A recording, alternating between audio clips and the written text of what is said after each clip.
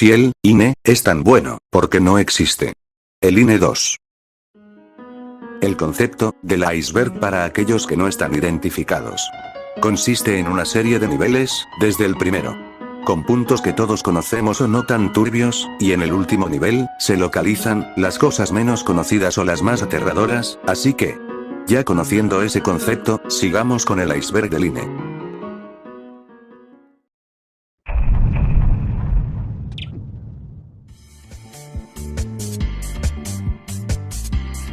¿Qué es el INE? El INE es un organismo público autónomo, el cual se encarga de organizar las elecciones federales. Es decir, se encarga de organizar la elección del presidente de la República, los diputados y senadores que conforman el Congreso de la Unión, al igual que organiza las elecciones en los estados de la República.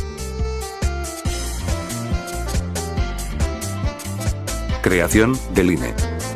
El INE fue creado en la legislación del 11 de octubre de 1990, se instauró el Tribunal Electoral Federal, y las razones por las cuales fue creado fue a causa de los conflictos posteleccionales del año 1988, tema del cual hablaremos más adelante.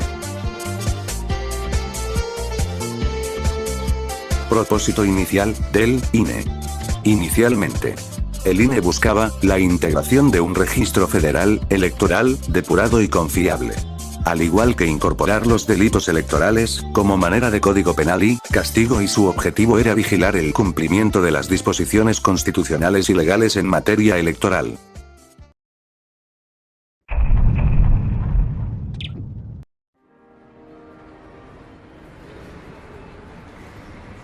¿Por qué es importante el INE?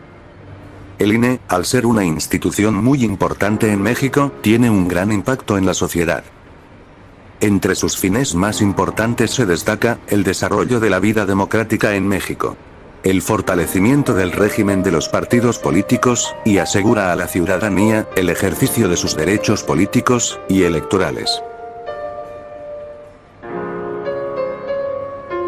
Primer nombre del INE.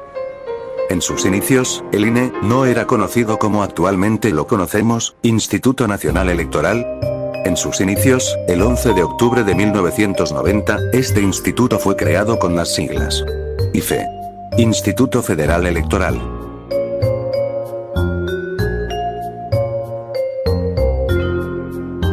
¿En qué nos ayuda el INE? El INE beneficia mucho al país, ya que ayuda a organizar las elecciones y al mismo tiempo procura la justicia electoral, al igual que administra los recursos de los partidos políticos para evitar que se roben el dinero. Al igual, el INE ofrece transparencia y rendición de cuentas, el cual ayuda a la protección de tus datos personales.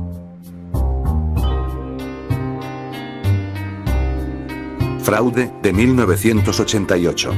El 5 de julio del año 1988, en México se llevaron a cabo las elecciones presidenciales, en los cuales competía Cuauhtémoc Cárdenas, del partido FDN, Frente Democrático Nacional, y Carlos Salinas de Gortari, candidato del PRI.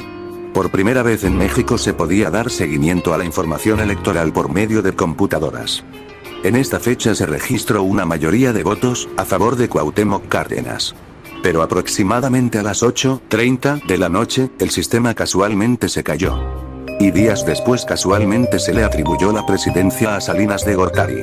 Debido a esto, la gente protestó, y 2 años después se creó el IFE para evitar este tipo de fraudes.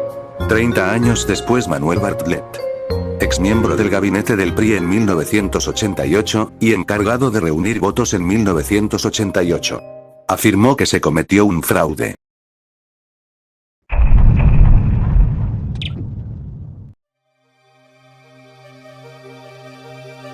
Reforma constitucional.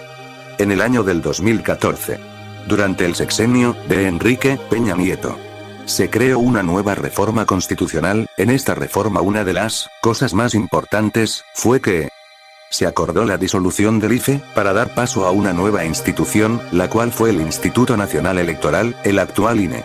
El INE tenía el poder de organizar las elecciones, también podían organizar consultas populares para que los jóvenes tuvieran voz y voto. Al igual que podían hacer elecciones para presidentes dentro de un partido político, siempre y cuando el partido político lo solicitara. Al igual que se tenía que hacer cargo de las finanzas de los partidos políticos. También podían investigar las violaciones a las normas que regulan el acceso a los medios de comunicación, es decir que los partidos no podían hacer propaganda mala a otros partidos por medio de la televisión y redes sociales.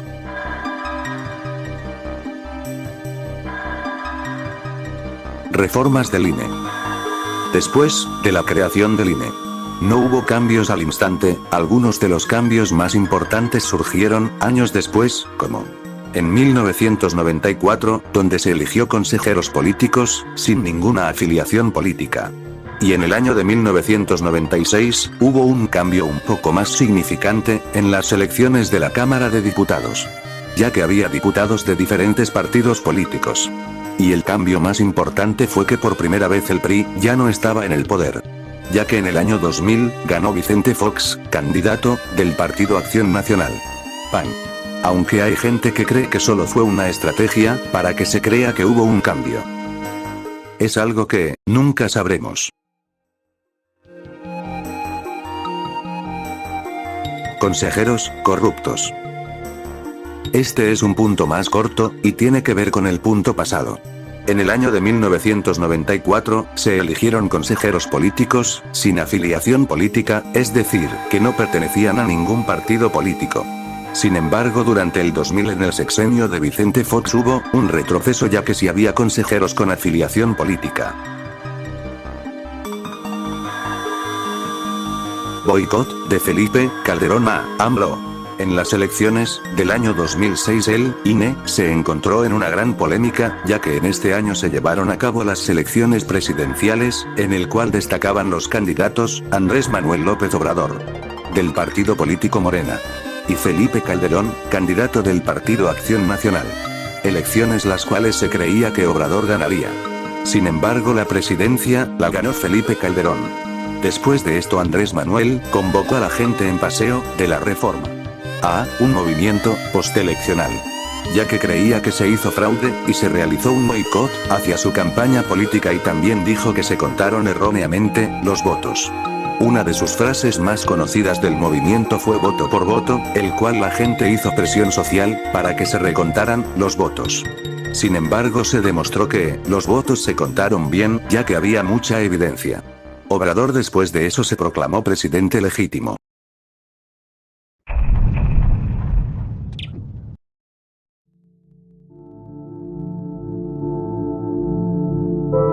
Corrupción del INE.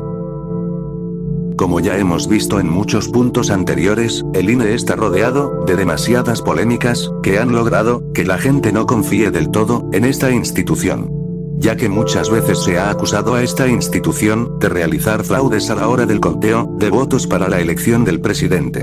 Y una de las polémicas más fuertes de esta institución y de todo el país, fue la muerte del candidato a la presidencia de 1994, Luis Donaldo Colosio, perteneciente al partido político PRI.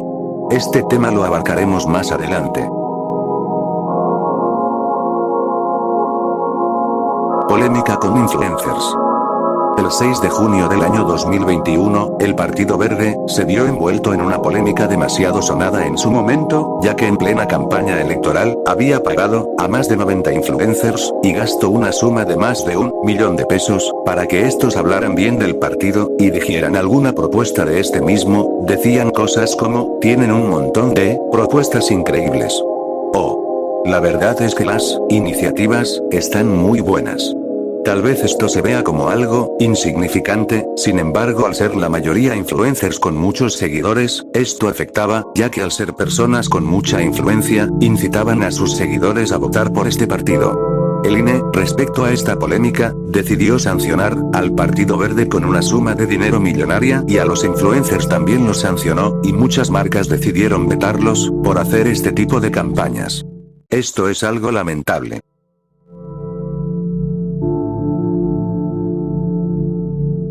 Usar gente muerta para votar. Desde hace mucho tiempo la gente empezó a crear el mito de que el INE usaba las credenciales de la gente que ya había fallecido para votar, y se cree que ese voto se lo vendían al partido que se los pidiera. Sin embargo, solo es un mito, ya que el INE ha demostrado que, constantemente se actualiza la lista nominal de electores. Sin embargo, hay un hueco en el sistema, ya que solo actualizan cuando el familiar notifica el fallecimiento. Si no se notifica, si lo pueden usar los partidos políticos como votos. Y por fin llegamos al quinto nivel. Hablaremos de una de las polémicas más controversiales del INE y del país en general.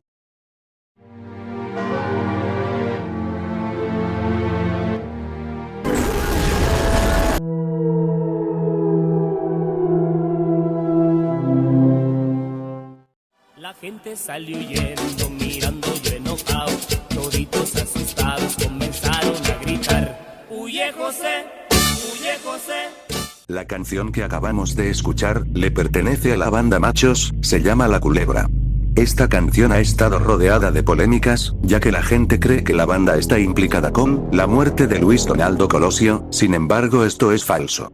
Pero lo que sí se cree que puede ser verdad, es que la gente que mandó a matar a Luis Donaldo Colosio, colocó la canción, en forma de burla a su próxima muerte, ya que la canción habla sobre una culebra que se escabulle entre la gente, y en un momento la culebra ataca. Lo más extraño del caso es que, cuando la letra de la canción dice: «Huye, José. Huye, José», fue cuando le dispararon, y el asesino se escabulle entre la gente. Estos sucesos ocurrieron en las elecciones presidenciales del año 1994, en el cual el candidato Luis Donaldo Colosio, perteneciente al Partido Revolucionario Institucional, PRI, se postulaba para la presidencia de México. Este candidato era el más destacado de todos, y el que se creía que iba a ganar las elecciones. Sin embargo, lo mandaron a matar. Se cree que lo mandaron a matar las mismas personas de su partido político, ya que muchas veces iba en contra de los ideales del mismo partido político. Tras su muerte, el partido no fue sancionado ni investigado por el INE, por lo cual eligieron otro candidato, el cual fue Ernesto López Zedillo, el cual ganó la presidencia de ese año. Muchos años después lograron capturar a uno de los asesinos, el cual era Mario Aburto. Sin embargo, el caso de Colosio sigue siendo una incógnita al día de hoy, ya que no se han recolectado más pruebas. Espero les haya gustado el video, y les haya informado. Por su atención, gracias.